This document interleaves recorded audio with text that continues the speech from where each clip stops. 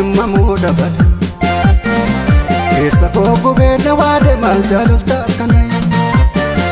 si barbaada gadin teenya kophee narraa dhumte si obsuuf takkaan dandeenya maal qabanaa dhufte jimmaa fillee jimma yaa walakkaa gibe haala yaa walakkaa gibe haala jirraa fillee jirraa way wal argaa dhibe haala way wal argaa dhibe haala kaleessa maal jennee kan waliin dubbanne haala kan waliin dubbanne haala biyyoo waliin daaknee kan waliin guddanne haala har'a maaf gatanne haala jaalalaan keessa koo na boojjete yaanni kee kun jiruu na dorgite maashuu koo si malee jiruu qabu siin barbaada farkaa tolas qabu jaalalaan keessa koo na boojjete yaanni kee kun jiruu na dorgite maashuu koo si malee jiruu qabu siin barbaada farkaa tolas qabu.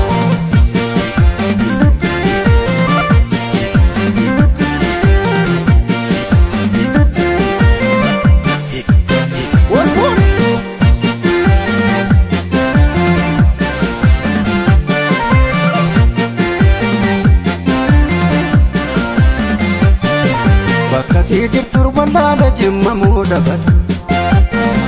keessa koo gubeenya waade maal jaalalta akkana siin barbaada gadin teenya kophee narraa dhumte si obsuuf takkaan dandeenya maal qabanaa dhufte siin bootoleetti koo way hundaan badhaatu way hundaan badhaatu badiinsumaaf dhufee dursa naanaa nyaatu dursa naanaa nyaatu sabootitti jimmaa sirraan qabaadhimma sirraan qabaadhimma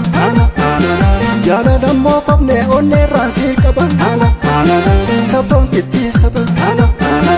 yoomumaa wal argaan kiyyaa kan kee yaadin argaa dhabee minnuu jette yoomilaa guyyaa nu dheeratte yuume keessi kiyyaa siif duubatte jaalalaan keessa koo na boojjete